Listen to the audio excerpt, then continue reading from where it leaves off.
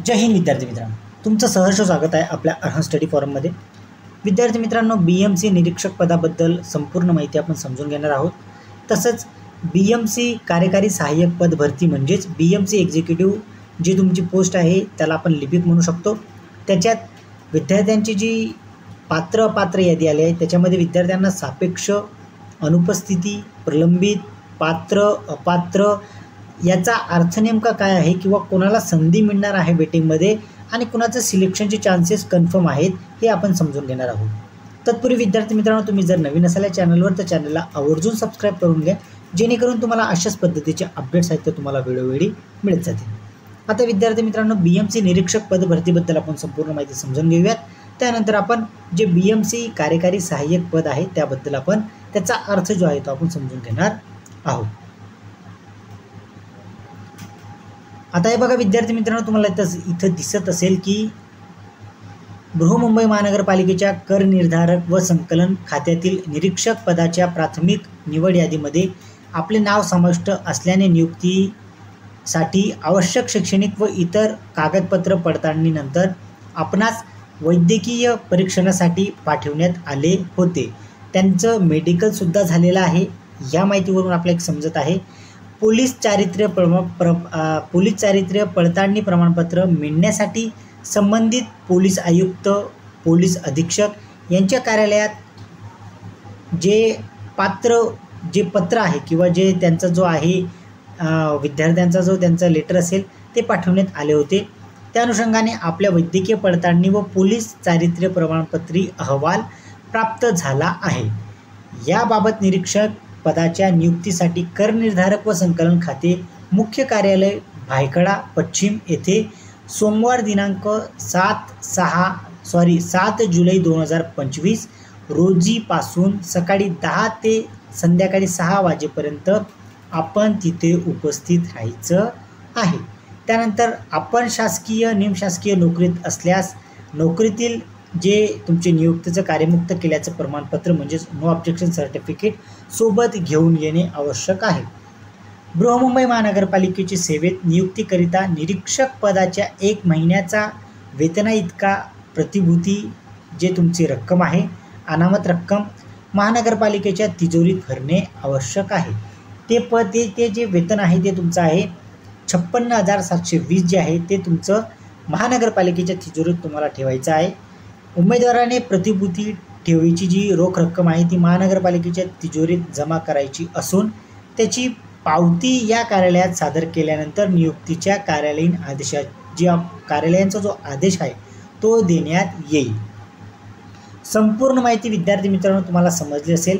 अशाच पद्धतीने तुमचं BMC कार्यकारी सहाय्यक पद भरतीसाठी सुद्धा होऊ शकतं। आता पात्र अपात्र विद्यार्थ्यांची यादी आलेली आहे। त्यांना नंतर वैद्यकीयसाठी पाठवलं जाईल। नंतर त्यांचं पोलीस जे चारित्र्य प्रमाणपत्र असतं ते ज्या संबंधित त्यांनी जी माहिती दिली आहे त्या माहिती आधारित ते पोलीस व्हेरिफिकेशन करतील। त्यानंतर या दोघांचा अहवाल प्राप्त झाल्यानंतर तुम्हाला जी तुमची अनामत रक्कम आहे ती सुद्धा तुम्हाला ते ठेवावी लागेल असं दिसून येत आहे। आता ते तुमचं कार्यकारी सहाय्यक पदासाठी ठेवतात का किंवा नाही ठेवत तो पुढचा भाग होऊ शकतो, परंतु जे फॅक्ट आहेत ते मी तुमच्यासोबत शेअर करत आहे। तुम्हाला 1 महिन्याचं वेतन जे आहे ते बृहन्मुंबई महानगरपालिकेच्या तिजोरीत ठेवावं लागू शकतं। यासाठी सुद्धा तुम्ही तयारीत राहायचं आहे।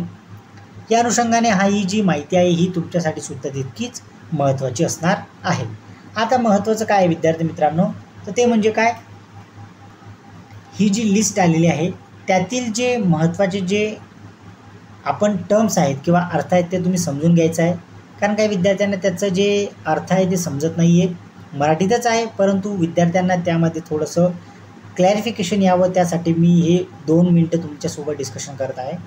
आता हे जे कोणी विद्यार्थी असतील त्यांचं जी प्रकरणाची स्थिती आहे ती प्रलंबित आली आहे, म्हणजे त्यांचे जे कागदपत्र आहेत ते अपूर्ण आहेत। इथं तुम्हाला समजू शकतं की ते वेटिंगवर आहेत किंवा त्यांचं जे अपूर्ण कागदपत्र आहे ते पूर्ण झाल्याशिवाय त्यांना पात्र म्हणू शकत नाही आपण, म्हणजे ते 50-50% आहेत। त्यानंतर पात्र विद्यार्थी ज्यांचा आहे त्या विद्यार्थ्यांना मेडिकलसाठी बोलवलं जाईल। त्यानंतर त्यांचं पोलीस व्हेरिफिकेशन होईल। या दोघंही झाल्यानंतर त्यांना नियुक्तीचे आदेश देण्यात येतील। त्यानंतर आता काही जे अनुपस्थित विद्यार्थी आहेत त्यांना मला नाही वाटत की आता त्यांना परत एकदा चान्स देतील, कारण त्यांना अजून एक चान्स दिला होता. अनुपस्थितीत म्हणजे तुम्ही समजू शकतात की ते तिथे उपस्थित राहू शकले नाही. त्याप्रमाणे काही विद्यार्थ्यांचं जे आहे ते सापेक्ष आलेलं आहे. सापेक्ष पात्र म्हणजे काय, तर तुम्ही जे डॉक्युमेंट दिलेलं आहे त्या डॉक्युमेंटची पडताळणी जी आहे ती अजूनही कंप्लीट झालेली नाही आहे संबंधित प्राधिकरणकडून, त्यामुळे तुमचं सापेक्ष पात्र आले आहे. तिथून जर अहवाल आला, त्यांना तो अहवाल मिळाला, लगेच तुमचं हे सापेक्ष जे आहे ते निघून जाईल आणि तिथं पात्र अपात्र म्हणून तुम्ही घोषित होणार आहात.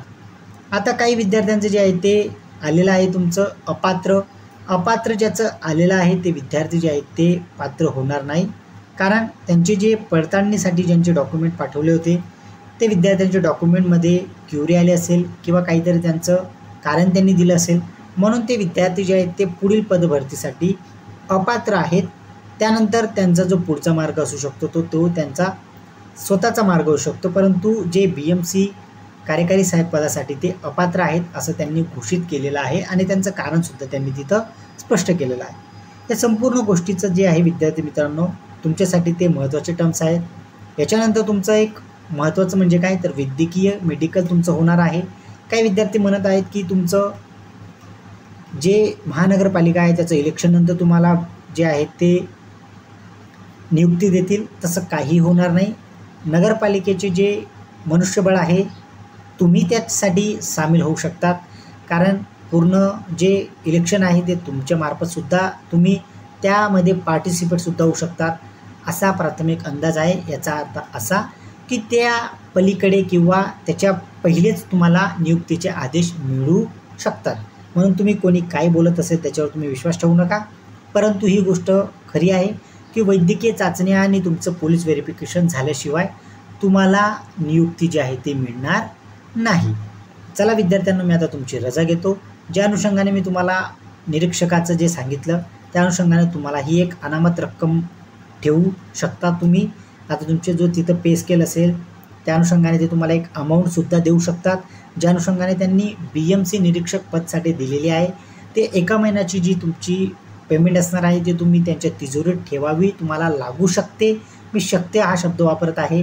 जर त्यांनी असं काही दिलं नाही तर तुम्हाला ते ठेवू म्हणजे तुम्ही ते तिथे काही ठेवायची गरज नाही, परंतु जे BMC निरीक्षकमध्ये जे दिलं आहे ते तुमच्यावर लागू होऊ शकतं असा माझा प्राथमिक अंदाज आहे. चला विद्यार्थ्यांना, आता मी तुमची रजा घेतो. जय हिंद. काही जर अपडेट आली तर मी ते तुमच्यासोबत शेअर करण्याचा नक्कीच प्रयत्न करेन.